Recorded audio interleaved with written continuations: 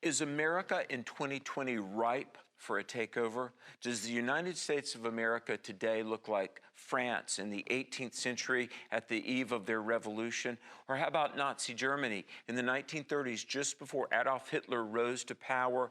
In what ways is America analogous to these nations that fell?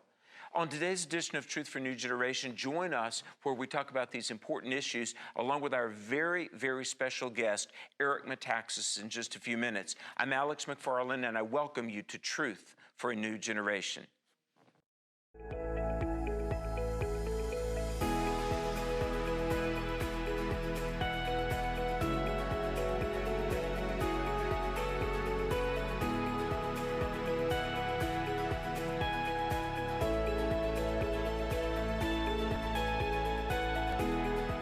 Does America today seem not like the America you've always known?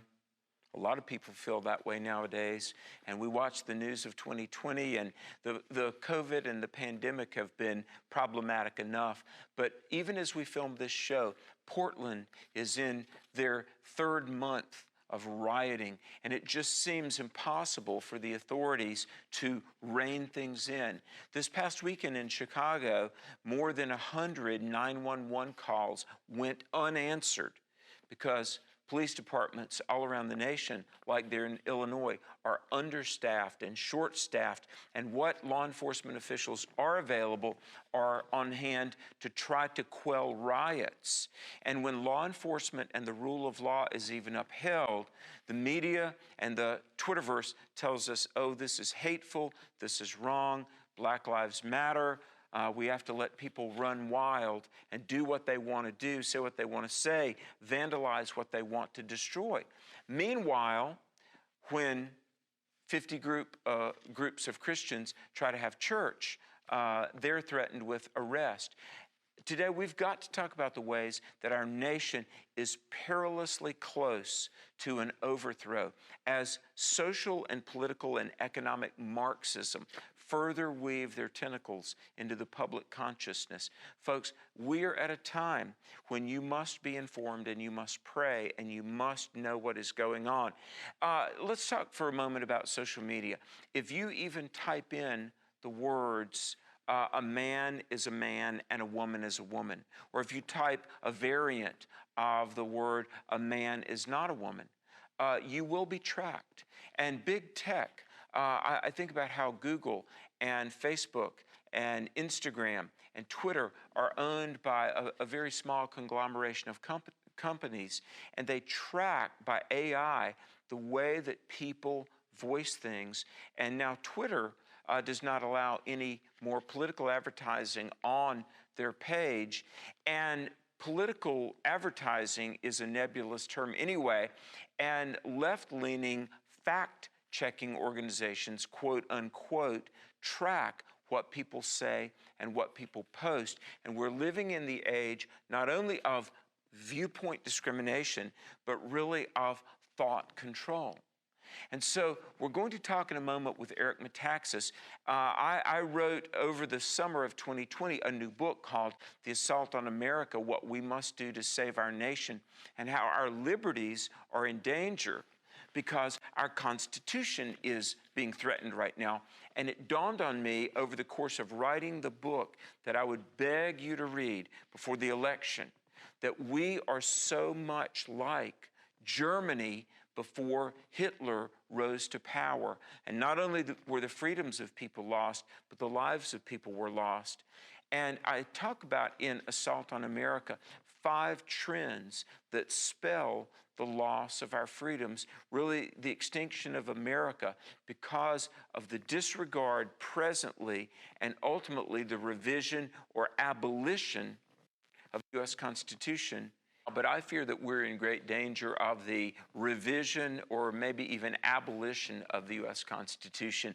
And we're living in a time, folks, we're living in a time when liberal promises of welfare, free education, just the implementation of a social utopia would bring in this wonderful new world. But I've got to ask, as we look around and we look at the anarchy, the lawlessness, the breakdown of the family, the exponentially high rate of suicide among young people. Regarding liberal Marxist utopianism, how's that working for you? How's that working for you? The famed philosopher that we quote sometimes, Friedrich Nietzsche, he said, all philosophy falls forfeit to history. And what he meant by that was, regardless of what you think or theorize, it will all fall away in light of what actually happens. Listen, what birthed America and sustained America for 2 centuries plus, we've discarded. We must recover it. Faith and virtue, God and family. More about this when TNG comes back. There is something sacred about prepared places, something welcoming about feeling at home. Whether it's the meticulous care put into the details of a restful place to lay your head, a delicious meal awaiting you, a peaceful atmosphere free of interruptions. No wonder we find such great comfort when Jesus says his Father's house has many rooms that he is preparing for us. At the Cove, we extend that welcome every single day.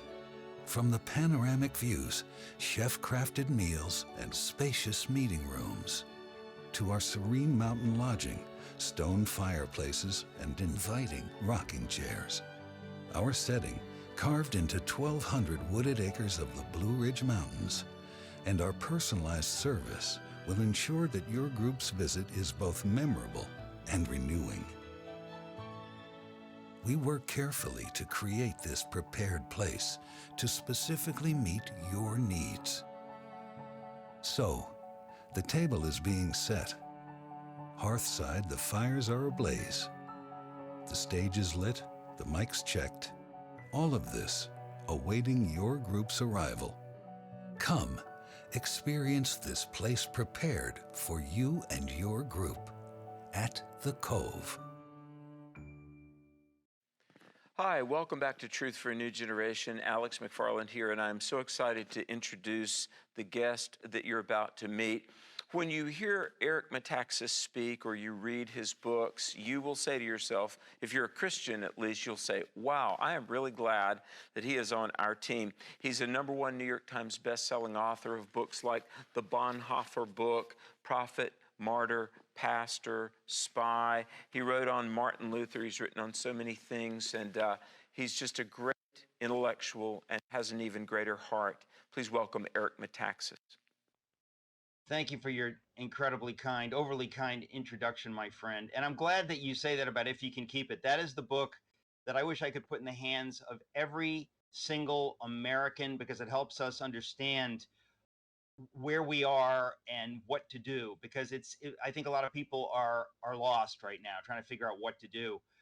And when I wrote If You Can Keep It 4 years ago, it was urgent at the time. I never dreamt it would be 10 times more urgent, in 2020. But I have been doing a lot of speaking around it lately, because it sort of sums up my feelings on what is America and why most of us who grew up here don't really understand how great America is and how we must do everything we can to celebrate it and spread the ideas of America around the world. So I'm just glad you and a handful of others really get that. Give us the backstory on the title, If You Can Keep It. Yeah, it's pretty simple. When the founders, won the war, right? They declare independence 1776, 1783. They win the war, but things weren't really going so well from 1783 to 1787. They realized the federal government wasn't strong enough. It was this, loose confederation of 13 colonies that had become states, and they didn't know what to do. And they kind of were wondering, will self-government, will this noble idea of liberty and freedom and self-government be possible in the real world? Because it had never been done in the history of the world. We don't appreciate that anymore. What a wild idea it was. And so they go back to Independence Hall in Philadelphia in the summer of 1787, and they create what today we call the Constitution. And they didn't know if they could pull it off. I mean, it's a miracle, frankly, in history.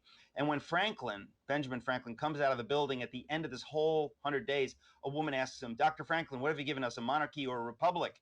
Because they really didn't know, was it possible to to have a government that was a real republic.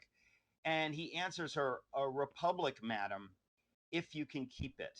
And that phrase, if you can keep it, is saying to the people, to that woman, Mrs. Powell of Philadelphia, and to every single one of us, if you do not keep the republic yourself in your life, in cherishing freedom, in living out the values of freedom, in living out the ideas of self-government and freedom, it will definitely fail. He said that very clearly, if you can keep it.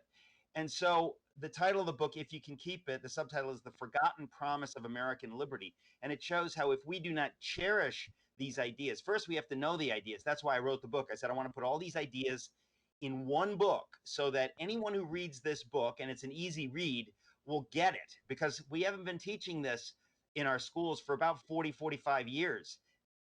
To think about that we've not been communicating these ideas, because Franklin basically said if you don't communicate these ideas and live these ideas out, the whole thing goes away. That's why we're seeing this nation teetering on the brink of falling into the trash bin of history, cultural Marxism. Basically, that's what happens if the people, we the people, don't exhibit what is necessary in our lives. And at the center of the whole thing, and I'll just close with this, is virtue and faith. The founders, Yeah. every one of the founders, every one of them understood that virtue, personal virtue, and faith were at the center of this American experiment in ordered liberty. We've not been teaching that. Most Christians aren't really aware of how that works. And that's why I wrote the book.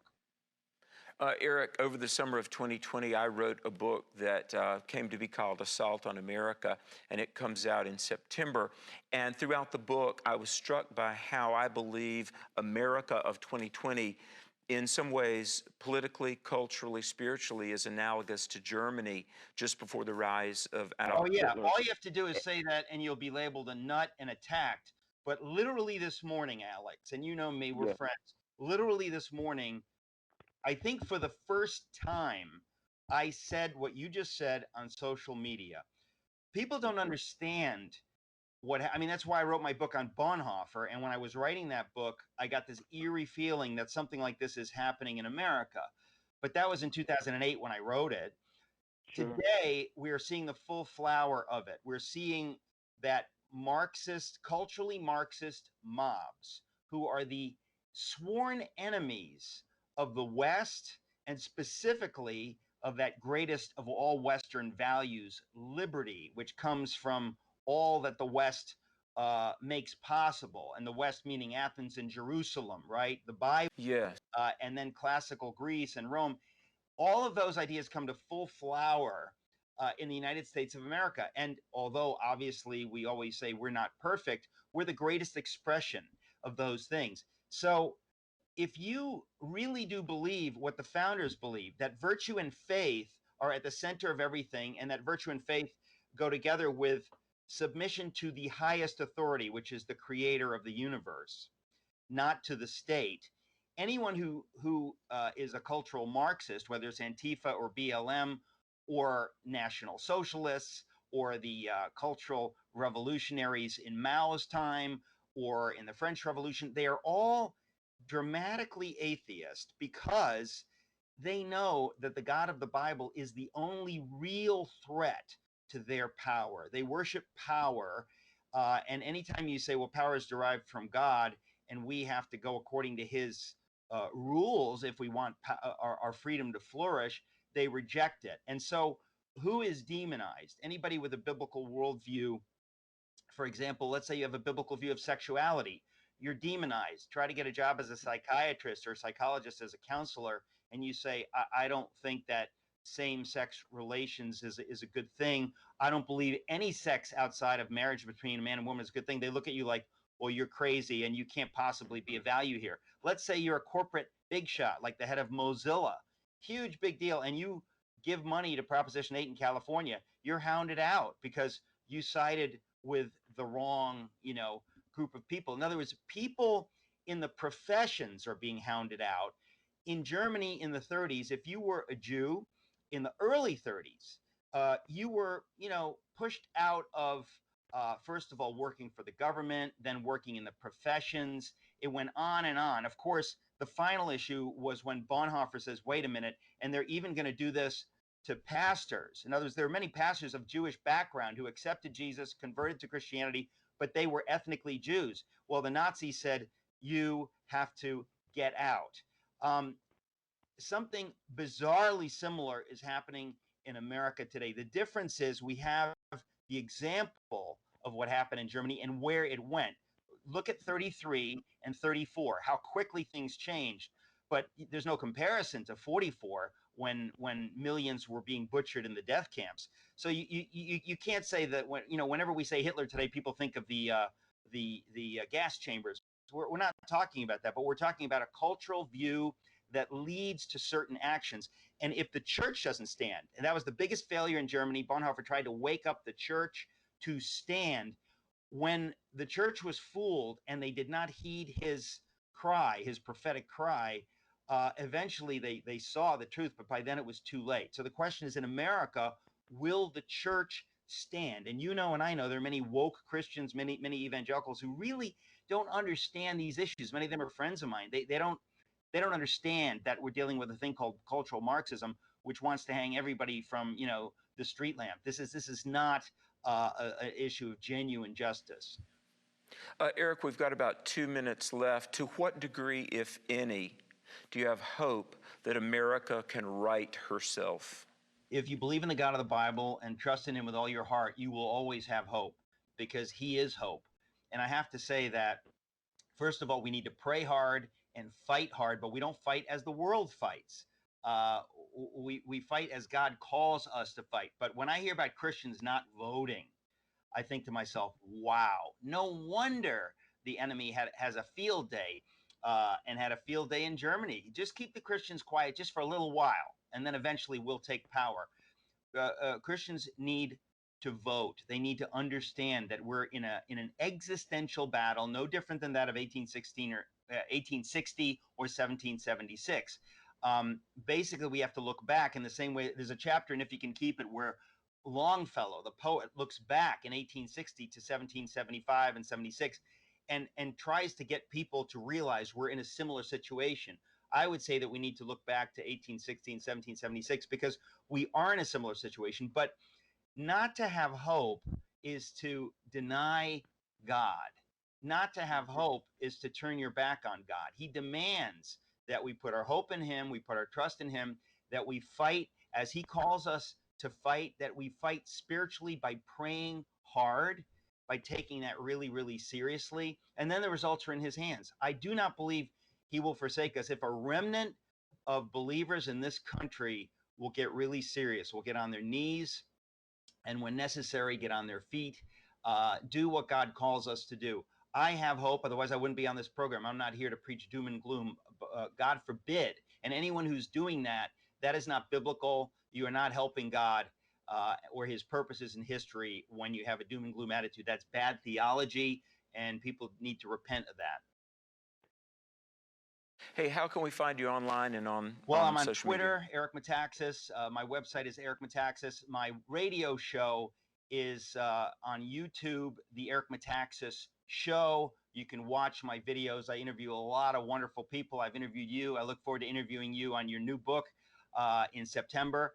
But I'm hard to miss if you want to find me. And I have a show on the weekends on TBN. We appreciate you so much. God bless you, and I look forward to the time when Let you me and I know. talk I look again. forward to it as well. God bless you. God bless you.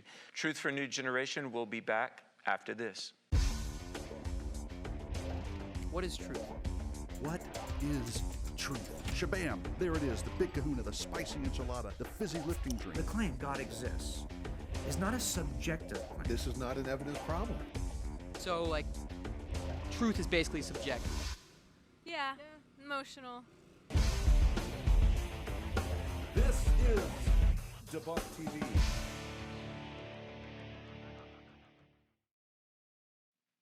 What will the America of the future look like? Let's talk about Theodore Roosevelt for just a minute in his excellent analysis of the history of America. Teddy Roosevelt wrote about another not so fortunate nation, France at the time of their revolution. And Roosevelt wrote about the fact that when France became vulnerable to overthrow, they were a place of, as he wrote, great impiety. In other words, quote, Roosevelt said, the people did not really believe anything, end of quote. Now, he was writing about 30 years after Tocqueville's very excellent Democracy in America. And de Tocqueville had very famously said, America is great because she's good. And the pulpits aflame with righteousness were part of the secret of America's greatness. Now, let me say this. I would believe the man who became our 26th president, Theodore Roosevelt, ranks with Jefferson as probably our two top-tier scholarly presidents.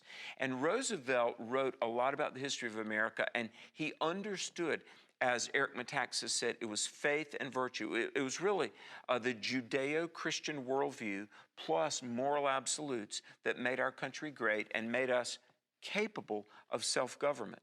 Now, let me read Roosevelt's quote of Gouverneur Morris, an early American leader. He says this about France and how they fell. He wrote, there's an utter prostration of morals, but this proposition could never convey the great degree of depravity, said Gouverneur Morris. The great mass of the French people have no religion but their priests, no law but their superiors, no moral but their own self-interest. And this lawlessness, this selfishness, this moral corruption caused them to be ripe for overthrow. And I fear that we're in the very same place today. Now, Roosevelt would write about the things that would cause our nation to fall, and it was very prescient, really prophetic, that our loss of morals, the breakdown of the family, the increasing narcissism and selfism has made us a nation that's weak. And I wonder today, folks, what would Teddy Roosevelt say as in New York, a statue of him in front of one of the museums has been taken down as we've got to abolish past history and past leaders. And one CNN commentator said, as the Roosevelt statue was being destroyed and taken down, one of our best presidents, certainly one of our most scholarly, insightful, wisest presidents, and let me say yes, probably our most Christian president of anyone ever. CNN, as the Roosevelt statue was being removed, said, this is just the beginning. The beginning of what? The beginning of the full erasure of America's history. And so we're losing accountability. We're losing that moral compass inside of all people. And look, folks, we're now 4 decades plus into a new worldview where in public schools, I well remember in the 1970s learning, quote, the new math, where students were never told that an answer was wrong. Folks, again, we are so far off track, and our very future and our liberties and our nations, our Constitution rather, hangs in the balance. So as we destroy our foundations, as we teeter on the brink of implosion, I've got to ask, how's that working for you? In my new book, I talk about the pathway back, and we'll discuss this and more when we return. Stay tuned to TNG. A bachelor's degree is about more than a diploma. It's about standing on your own 2 feet, so you can give back in a way no one else can. At Liberty University, we believe in giving back. So when you study online, you won't pay for books. And when you're out fighting for others, we have your back by discounting your tuition and holding rates steady for over 4 years. Over 100 undergraduate degrees, 1 U, infinite possibilities. We live in an ever-changing culture that continues to fall away from its moral foundations. The AFA Journal provides a Christian perspective on current issues that are important to your family. Produced by the American Family Association, this monthly magazine is full of articles and stories about people who are making a difference in their community and around the world. Sign up today and receive a free 6-month subscription. Visit afajournal.org or call 1-800-326-4543. Here are my final thoughts. John Adams said that our Constitution was made for a moral and religious people. It is wholly inadequate for the government of any other. He also said liberty, once lost, is lost forever. Friend, will you be a part of helping restore and save this nation? I would encourage you to read my brand new book. Please read it before the election, because I talk about the two futures, and we hang in the balance between them, either anarchy and lawlessness or the restoration of our freedom and our liberty and the preservation of our Constitution. And let me encourage you to pray, be informed, be registered, vote, influence others. And let me encourage you also to support Truth for a New Generation. We're on the radio 7 days a week. We're online and on air 5 days a week. For your gift of at least $50, I'm going to send you this award-winning video curriculum, the 21 toughest questions your kids will ask about God. There's a study guide, a leader's guide, hours of incredible content, and you can lead a small group or just for personal enrichment. For your tax-deductible gift of at least $50, I'll send you this. If you would support us with at least $75, I'll include our great apologetics t-shirt. You're going to love it. Please pray and support Truth for a New Generation. You can give securely online at alexmcfarland.com. You can write to us, P.O. Box 485, Pleasant Garden, North Carolina 27313, and your gift will be gratefully received, faithfully handled, and fruitfully invested in God and country. I want to thank you for watching, and let me say these really are serious matters. We are really living in tenuous times. Now, there is hope, as Eric Metaxas said. With God, there is always hope, and God is in control. And I want to encourage you to not be despondent, not give up, and for goodness sakes, don't check out. So many people are saying that, well, I'm just not even going to vote, I opt out. No, one of the great things, and it is a sacred stewardship that God has entrusted to you, is citizenship. So stay informed, stay positive, stay engaged, vote, and like us on social media, watch us on YouTube. We're on Facebook 3 times a week, on RevAlexMcFarland.com. And so, look, we're in this together, aren't we? We're together. Stand with us. Let's stand together, and let's stand strong for God and country. I want to thank you for watching Truth for a New Generation. We appreciate the correspondence. I love to hear from you all, and I love to see what God is doing in each of our lives for the greater good of the country. God bless you. We'll see you next time on the next show, the next edition of Truth for a New Generation.